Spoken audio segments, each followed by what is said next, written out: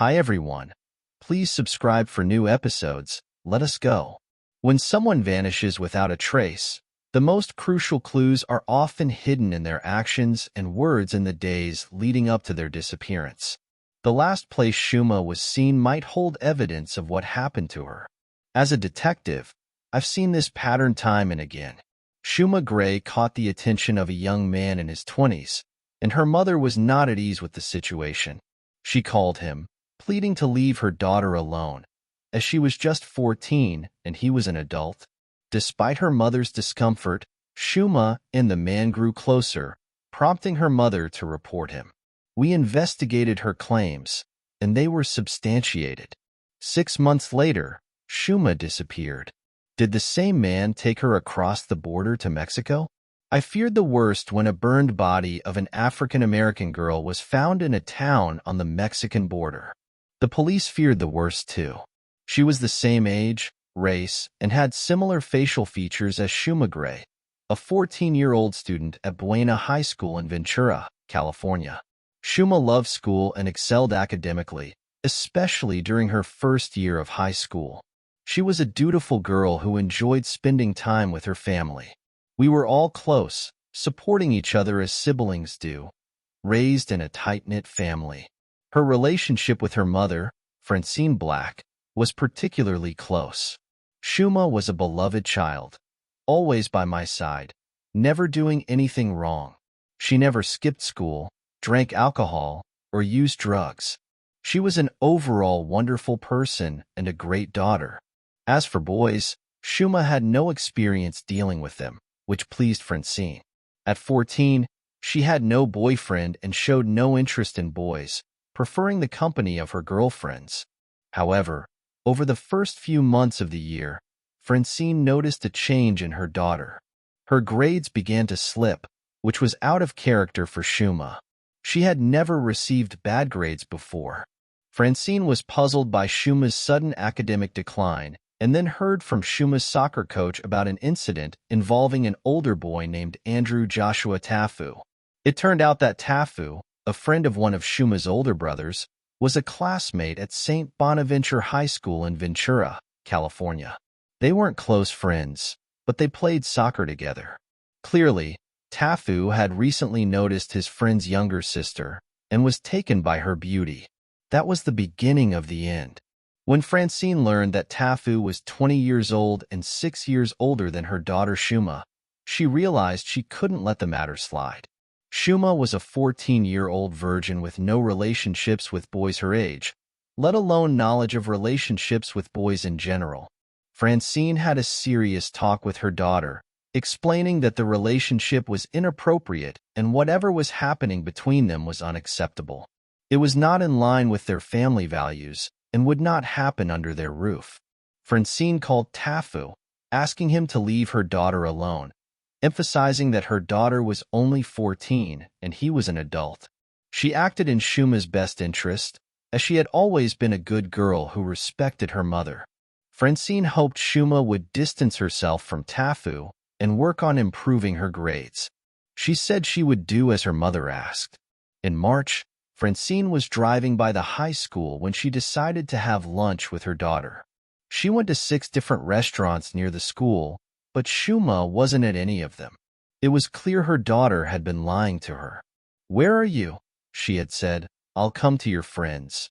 But Francine didn't understand why until the reason behind Shuma's secrecy parked his car right in front of her. Francine recognized the car immediately. It belonged to Tafu's family. She looked at the car and saw Shuma getting out. It was obvious to Francine that Shuma had been skipping school to spend time with Tafu. "What's going on?" she asked one day, and Shuma said, "Nothing." She admitted she had gone to his house, but didn't confess that they had been intimate. Afterward, Francine called Andrew and asked him to come to her house, and he arrived with his mother, Sally. Francine tried to explain to Tafu and his mother the reason for her anger. "You know she's 14, she's a minor, and your son is an adult," she said. According to Francine, Tafu's mother, Sally Winter, thought Shuma was 19, but Francine didn't believe that. Then Tafu expressed the deep feelings he had for Shuma. "I'm happy about your feelings for her," Francine told him. "But this is an inappropriate relationship. I've told you before, I don't want you near her, and there will be no relationship between you two because she's a minor and you're an adult." With that, the conversation ended, and Francine decided to take legal action. She took Shuma to the Ventura Police Department and requested a medical examination. Francine Black came to the police station in March to report her daughter Shuma's involvement in sexual activity with Joshua Tafu, who was only 14 years old. "We investigated her claim and found it to be true. The results indicated that Joshua Tafu had an illegal, intimate relationship with her daughter." The police took immediate action and arrested Tafu on charges of having a relationship with a minor. What made it a case of having a relationship with a minor was that Shuma was only 14 at the time of the crime, and for the relationship to be legal, she would have to be at least 18 years old. As Tafu's trial approached, he made a deal that included one charge of having an illegal relationship with a minor and was sentenced to 6 months of work under supervision. For Francine, the sentence wasn't harsh enough. "I felt he deserved more time, and all I asked for was that he be tried according to Megan's law, and then I wouldn't care much about the length of his sentence," she said. Megan's law would force Tafu to register as a sex offender and allow his information to be public. However, Francine said that California law does not apply to Tafu's crime. According to the police, Tafu did not pose a significant risk. "We didn't feel he was a threat to other girls because we don't have other cases against him in this context," they said. When we spoke with him for the first time, he expressed his absolute love for Shuma, and that was his motivation for staying with her. For now, Tafu will spend 6 months working for the state under supervision. Work under supervision allows you to continue your job, but in the evening, you must return to the facility where you will sleep under supervision. Tafu will continue his work under supervision at the local Acura trading company, and Francine can finally rest easy knowing he's out of the picture and her daughter is safe. She also relaxed seeing her daughter return to behaving like a normal 9th-grade girl. On Thursday, December 18th, it was the morning of December 19th, just like any other morning. Shuma woke up, dressed, and prepared for school. Nothing seemed unusual about her. Did she eat? Shuma took her vitamins, packed her bag and books, and everything seemed normal, just like any other day. However, Francine didn't know that this morning would be the last time she'd see Shuma heading to school. After the break, Francine heard devastating news that made her feel as if her life had ended. Andrew Joshua Tafu, 20 years old, was sentenced to 6 months of supervised work for his illegal relationship with 14-year-old Shuma Gray. Shuma began to get her school life back on track, which relieved her mother, Francine Black. On Thursday, December 18th, at 8 a.m., the morning seemed like any other as Shuma prepared to go to school and bid her mother farewell. "I love this coat," Francine complimented her for wearing the new clothes she had bought for her. "You look beautiful," she told her before receiving a kiss and a goodbye wish for a good day. Francine expected to see her again at 3 p.m. The first part of the day passed uneventfully, but around 3 p.m., Shuma's brother Paul went to the school to pick her up as he usually did, but Shuma wasn't there. They searched the entire school, and Paul called her mobile phone, which she always carried. The calls went to voicemail, and the phone was off. Paul then called his mother, who was with her other daughter, to see if she had spoken to Shuma. Francine received a call around 3:15 p.m. from Paul saying, "Mom, I can't find Shuma." At first, Francine jokingly asked aloud about Shuma's whereabouts. She looked at her daughter and wondered if Andrew had left his supervised work that day. "Don't overreact, I'll call her later," she reassured herself. Her daughter told her, "Mom, calm down, don't overreact. She's supposed to be at school." Suddenly, Francine realized something must be wrong. Perhaps she was with Josh. It had been months since Andrew Joshua Tafu's sentence began. Francine called Buena High School and discovered that Shuma hadn't come to school. The school surveillance video showed Tafa driving on the school grounds that morning. The footage showed Andrew entering Buena High School from the tennis courts and stopping there. Francine worried that Tafu might have abducted her daughter, so she reported it to the Ventura police. Shuma hadn't taken anything with her. I know Shuma, and she wouldn't have left willingly. This wasn't her plan, Francine knew.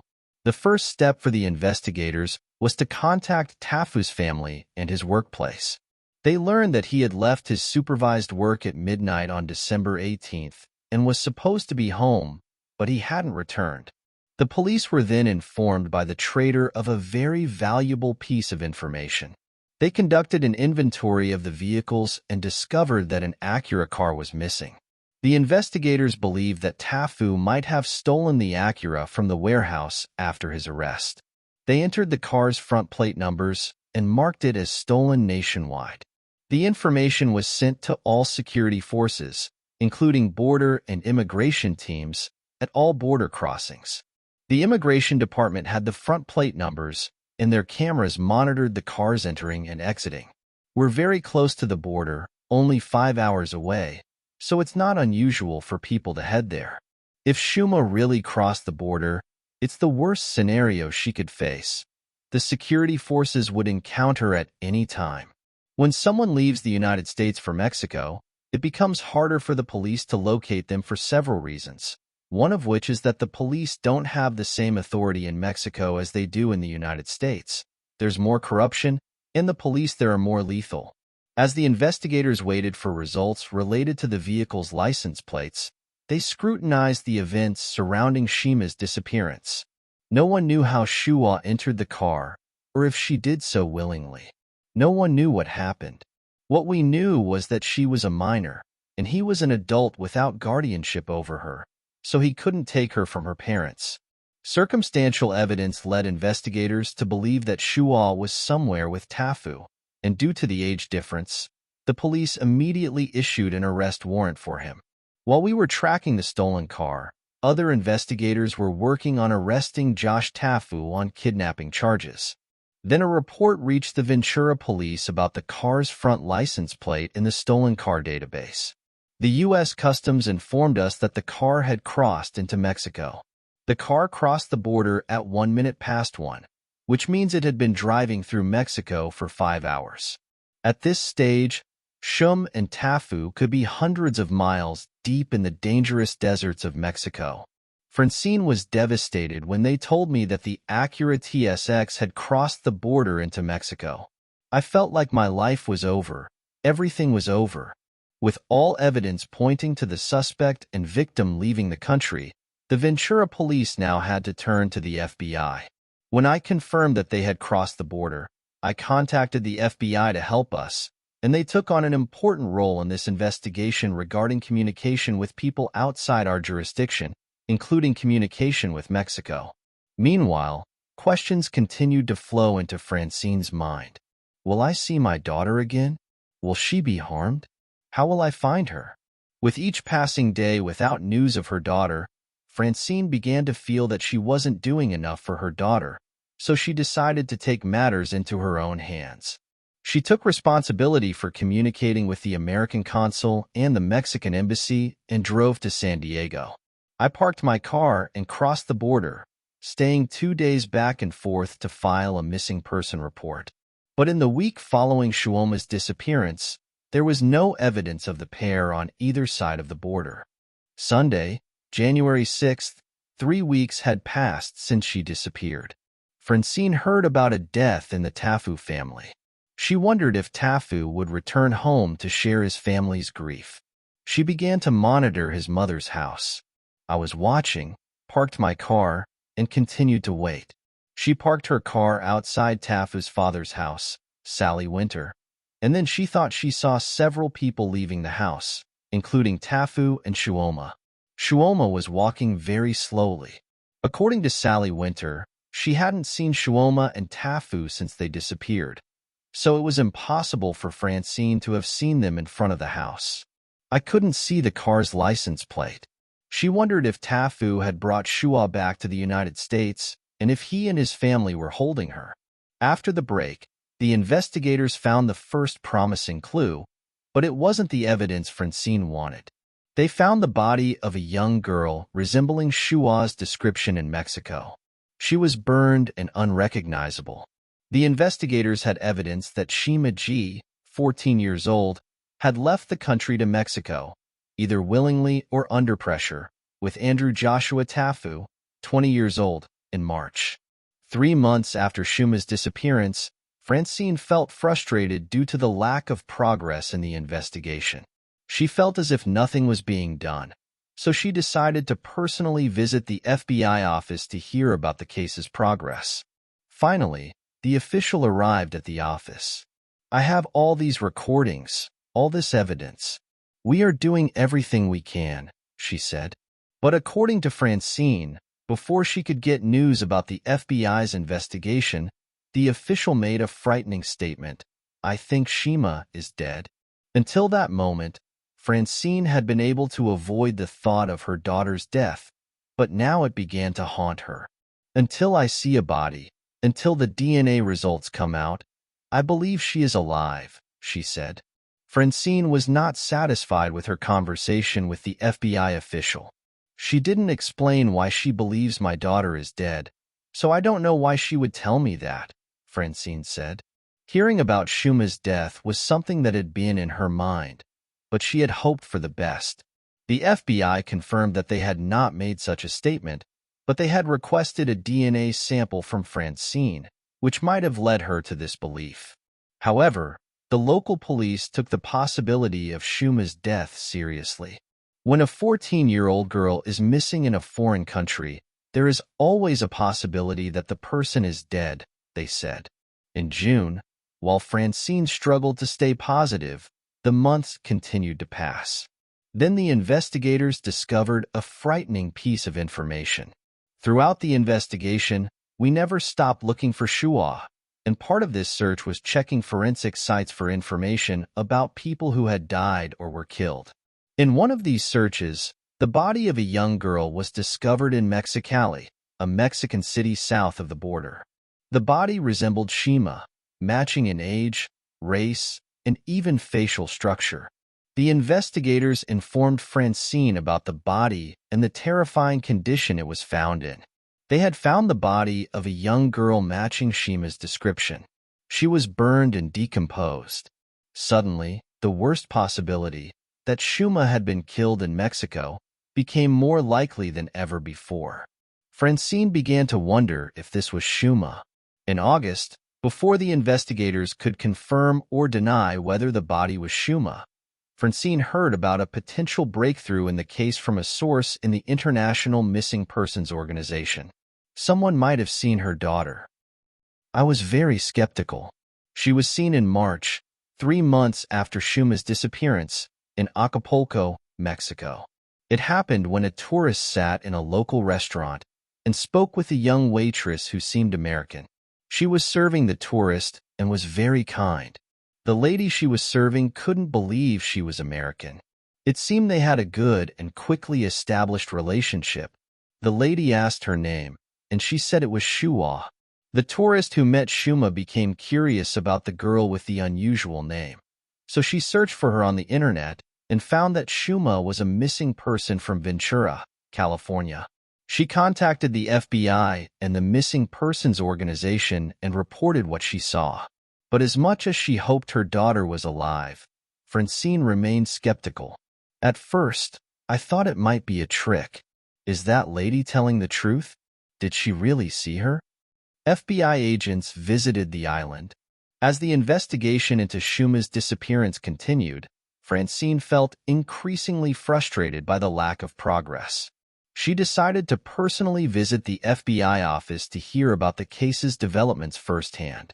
The official assured her that they were doing everything possible, but Francine was unsettled by a chilling statement from the official, suggesting that Shima might be dead. Despite this, Francine clung to hope until definitive proof could be provided. A year passed with no news of Shuma or Andrew Joshua Tafu. During this time, Francine spoke with an old friend, Chuck Hoekstra, a private investigator, who agreed to help her for free. Chuck's investigation led him to Acapulco, where he distributed flyers and gathered information suggesting that Shuma and Tafu had been working on Isla Roqueta and were seen as a couple. Despite the apparent relationship, Chuck was concerned about the significant age difference between them. Colleagues of Shuma and Tafu mentioned that the pair had left the area months ago, possibly because Shuma was pregnant and wanted to give birth in the United States. Chuck found the story plausible and began contacting hospitals across the country, distributing flyers with their names. However, as months passed, no new leads emerged. In a surprising turn of events, a lawyer from Montana named Chris Armana contacted Francine and Chuck, offering her assistance. She believed more could be done to find Shuma and felt compelled to help. Using information Chuck had gathered in Acapulco, which indicated that Tafu's family might be aware of the couple's activities in Mexico, Armana prepared to file a civil lawsuit against Tafu's family for aiding and abetting a custody law violation. If Tafu's family had been sending him money in Mexico, Armana intended to confirm it. In February, after more than 3 years since Shuma left Mexico, an international program aired a segment on her case, leading to new reports coming in. Well, thank you. A call came in within 30 minutes. Unfortunately, most of the reports were false leads, except for one that seemed promising. We received a call from a young man who said he saw Shua that day with Andrew T. Foya and a child about 6 months old. According to the caller, he was in Decatur, Georgia. The man, presumed to be Andrew Joshua Tafu, put Shuma in a nearby car. This was conclusive evidence. We contacted the police there, and they did everything they could, but again, the police found no trace of Shua or Tafu. However, Francine and Chuck believe that the Georgia report may confirm what Chuck was told in Mexico, that Shuma and Tafu returned to the United States to have the child. For now, all we can do is wait for another piece of information. On Sunday, August 8th, attorney Chris Armand became able to file a civil rights case against the Tafu family. 3 days later, Francine received an unexpected call. It was 2 a.m. on September 1st. Who's calling? Francine asked. It was Josh. Josh Tafu. Where's Shima? She's fine, really. I promise she's fine. Francine couldn't believe what she was hearing. He said I had to come to Mexico to take my daughter. After the break, they want everyone to believe it's a love story. It's music, a crime. It's September, and attorney Chris Armand has filed a civil rights case against the family of Andrew Joshua Tafu for aiding and abetting his interference with her custody rights over her daughter. Within days, Francine Black received a long-awaited call from Andrew Joshua Tafu. For the first time in almost 4 years, Francine thought she would really see her daughter again. When I got that call, I thought Shum was alive. I felt Shima was alive. Francine thinks she knows why Tafu finally decided to call. I was shocked to receive a phone call from him. I hadn't planned on it, but then I thought it made sense. They had received a report about the case, and thanks to the subpoena, they were coming out of hiding. Francine believes the lawsuit scared the Tafu family enough to convince him it was time to bring Shuma home. I felt his family said, "It's time. We're being sued. It's time to do something about it. You have to bring her back." But when Francine asked to speak with Shuma, Tafu hesitated. Where's Shuma? She's fine, really. I promise she's fine. I asked him to let me talk to Shua, and he told me she wasn't with him. Francine desperately tried to get more information from Tafu.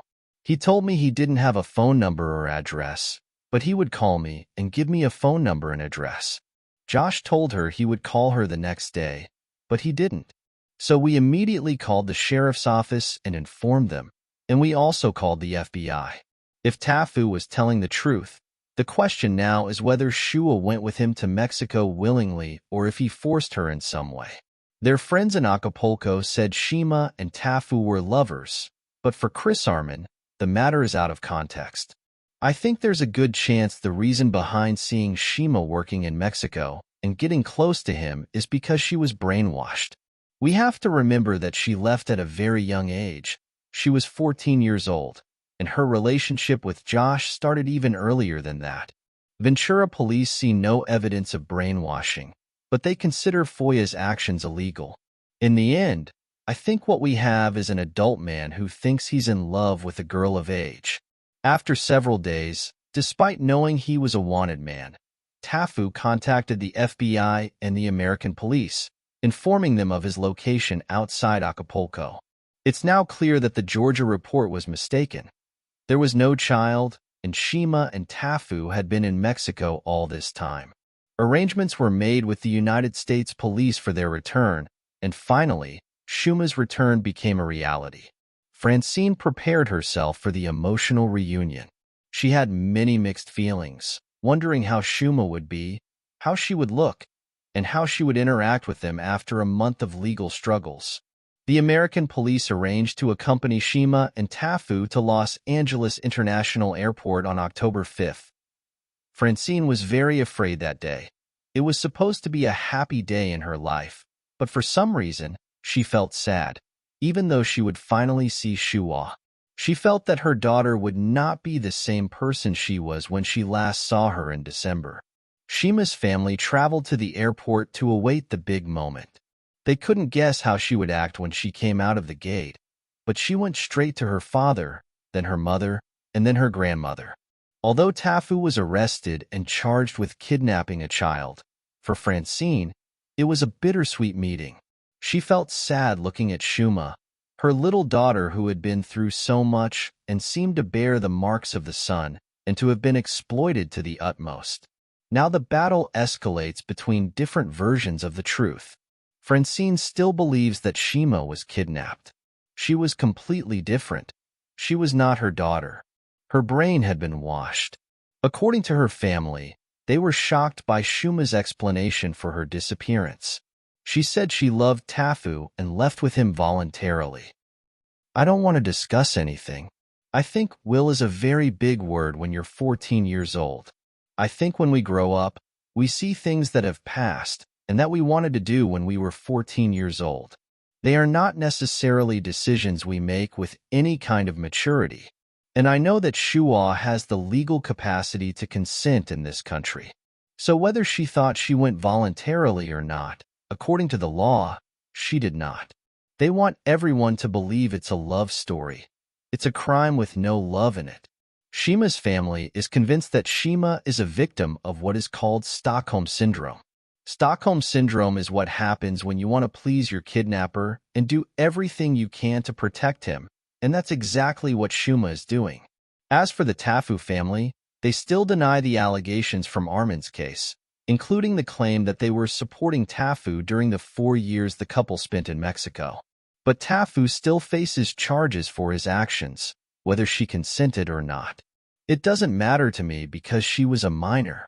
The law doesn't differentiate between taking a 14-year-old girl and assaulting her violently or kidnapping a 4-year-old child because she agreed. The law states that you cannot cross the border with a minor for the purpose of having sex with her. 2 days after her return to the United States, Shima moved from living in her parents' house to living in her father Tafu's house.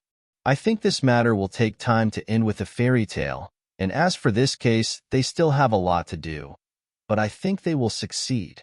They have strong faith and a lot of love for each other, and I think they will overcome all this. Tafu pleaded guilty to a child smuggling case and was sentenced on January 2nd to 2 years in prison. No charges were raised regarding the Acura car, and in the meantime, he may serve a 9-month period. Both Shuma and Tafu refused to participate in this program at this time. Francine Black's only hope is that her daughter will change her mind about what happened. I think Shuma will mature with the right psychological help, and when that light is lit and she sees life for what it is, not as beautiful as the picture painted in front of her, I think she will think differently and I think she will make radical changes in her life. I think this.